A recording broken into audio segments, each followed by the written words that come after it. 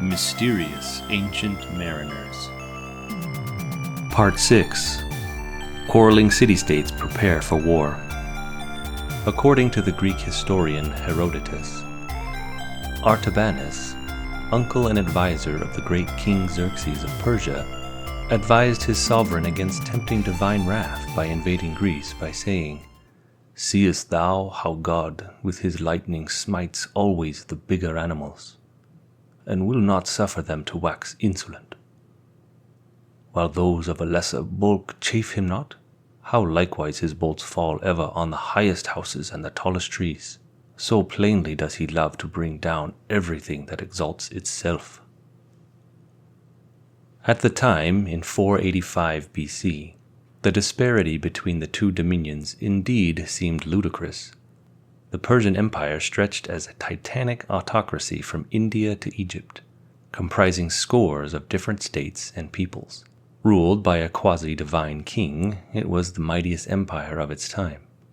Greece, on the other hand, comprised a cluster of quarrelsome city-states. Some of them were governed by a democracy extraordinary for the day, with annually appointed magistrates and assemblies of all citizens. But compared to the feudal hierarchy of the great king of Persia, this society was hopelessly anarchic. Its colonies, scattered through the Mediterranean, could not coalesce against the Persian assault on the motherland. Of all the Greek city-states, only Sparta maintained a professional army. Hostility between Persia and Greece was nothing new. During the reign of Xerxes' father, Darius, the Persians had overwhelmed Greek peoples living in Asia Minor and Cyprus. Then, in 490 BC, an invading force of some 25,000 Persians had landed in the Bay of Marathon on the Greek mainland. They had been defeated by the Athenian heavy infantry, but the Persians learned their lesson. Over the next 3 years, the whole empire was in uproar as Darius prepared a force of men and ships whose like had never been seen. Darius died before he could send this juggernaut in motion, but Xerxes, 32 years old when he ascended to the throne in 486, inherited his father's determination to humble Greece. A tall, handsome man, prey to violent passions and childishly intolerant of failure, he was the very model of the Far Eastern despot. Yet he was an able soldier and administrator for all that. By 483 BC, hundreds of galleys and transports had been readied in the docks of the Persian Empire, the seafaring cities of Phoenicia, Cyprus, Egypt, and the subject Greek coasts of Asia Minor. Already the Persians commanded the northern Aegean, along with whose coast the great army could march. Depots of grain and salted meat were set up along the route, and where the peninsula of Athos lunged into the sea, presenting a dangerous passage for ships, a canal more than a mile in length was dug by forced labor, cutting the neck of the isthmus by the width of 2 galleys rowing abreast. More remarkable, perhaps, was the Persian method of bridging the Hellespont deep straits, about a mile wide, that separated Asia Minor from Europe. To get his army across, the great king in early 480 constructed a floating highway, a pair of bridges supported by hundreds of ships meshed side by side. Shortly after the bridges were completed, a violent storm shattered them. Xerxes, in one of his classic fits of rage, gave orders that the waters of the Hellespont must be scourged with 300 lashes, and that a pair of fetters be thrown into them while men with the whips cried out, "Thou bitter water! Thy lord lays on thee this punishment because thou hast wronged him without a cause. Having suffered no evil at his hands, verily King Xerxes will cross thee, whether thou wilt or no." Herodotus, who was nearly a contemporary of Xerxes, cited this reaction as typical of a barbarian, but the king's action was less a gesture of thwarted megalomania than a magic rite, and now Xerxes ordered that a new, even sturdier pair of bridges be made. Across them were laid flaxen and papyrus cables, topped by a causeway of planks. To keep the horses and pack animals from panicking as they crossed, the boards were strewn with brushwood and compacted soil that would deaden the sound of the hooves, and the swift-flowing waters were screened from sight by makeshift paling. This time the pair of bridges held up. In the face of such resources and resolve, the Greeks had every reason to view the future with a bit of apprehension. A military alliance of Greek states, headed by Sparta and seconded by Athens, could field a dedicated army, but one outnumbered perhaps by 3 to 1. Other Greek states, those along the Persian line of march in the north, had already offered their submission to Xerxes. Still, others remained silent or hesitated. Herodotus recounts that the envoys of Athens approached the oracle of Apollo at Delphi for a favorable omen. They had no sooner stepped into the sanctuary than its priestess, believed to be speaking for the god, threatened them with disaster. Their city, said the oracle, would be laid waste by war. Afraid to carry this bitter news back to Athens, the envoys humbly petitioned the oracle once again. This time they were rewarded with a strange but encouraging message. Safe shall the wooden wall continue for thee and thy children. Wait not the tramp of the horse, nor the footman mightily moving over the land, but turn your back to the foe and retire. Yet shall a day arrive when ye shall meet him in battle. Holy Salamis, thou shalt destroy the offspring of women. There were those in Athens who took this wooden wall to be the palisades built at the top of the Acropolis, the steep-sided plateau in the city's heart, crowned with shrines to various gods. Others were convinced that the wall referred to the Athenian fleet, and that the Greeks must meet the Persians on the sea. Among this group was the redoubtable politician Themistocles, an Athenian, probably of modest birth, who had hustled his way into the public eye more than 10 years before as a spokesman for naval rearmament.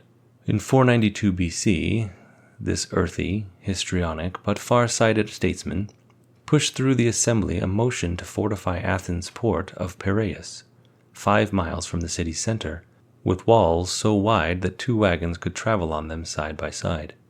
This work was still unfinished 10 years later, but already the great Triple Harbor, part naval arsenal, part commercial port, had superseded the old shipbuilding sites on the nearby beaches of Phaleron. Then, in the winter of 484 to 483, in the state-owned mines of Laurium, southeast of Athens, a huge vein of silver was discovered. Within a year it had yielded 2.5 tons of the precious metal. Themistocles seized on this providential bounty and, against heavy opposition, persuaded the assembly to allocate the money to the construction of warships.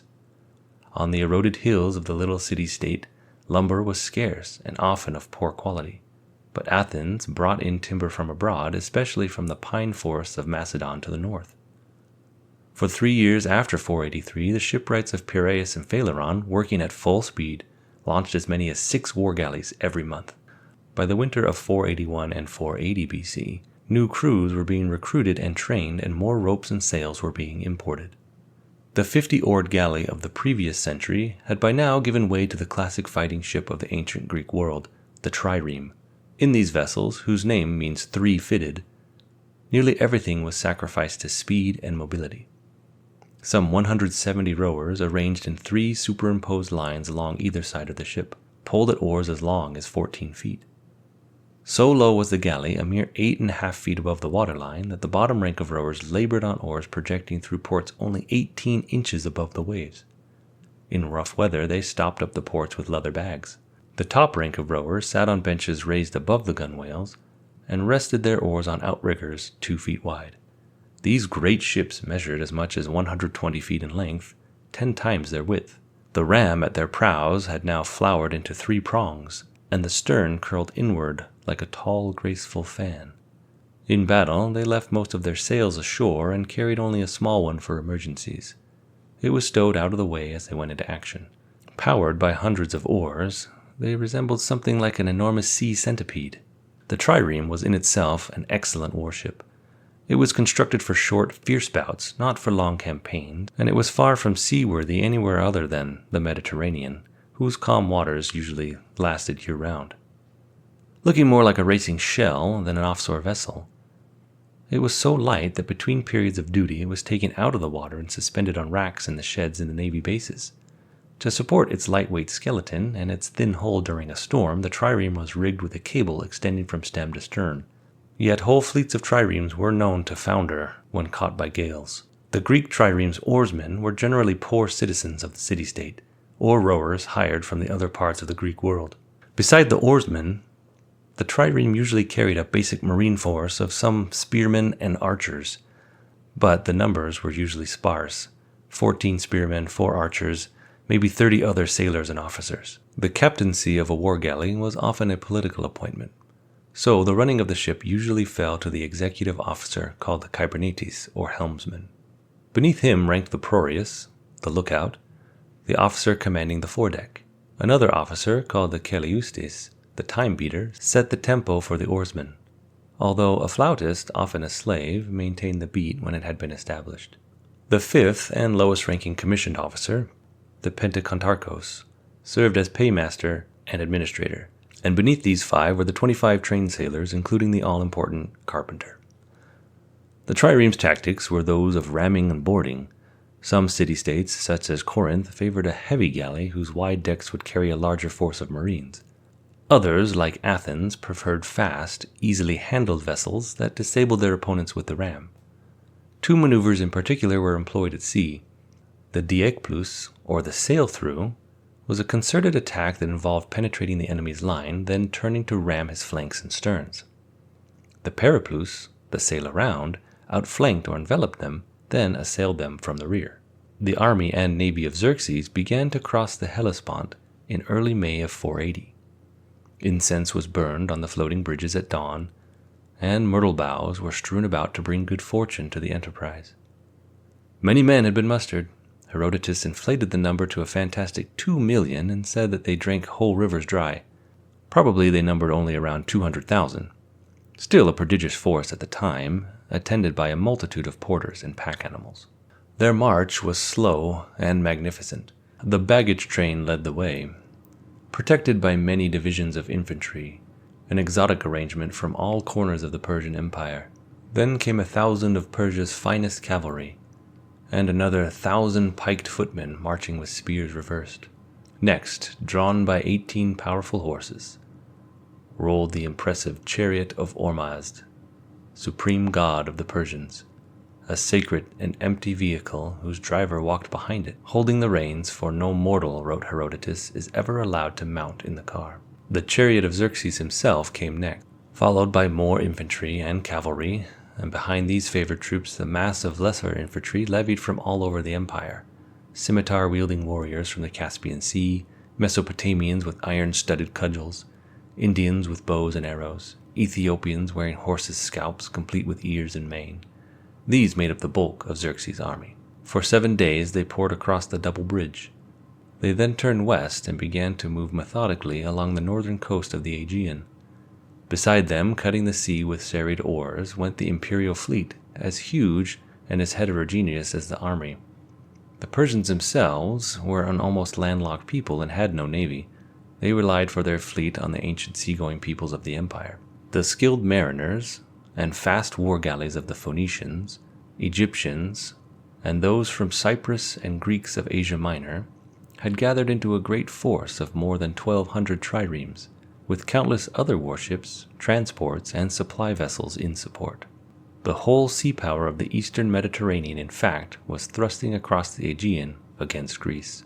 The attackers' triremes, like those of the Greeks, carried some 170 oarsmen, as well as sailors and fighting marines.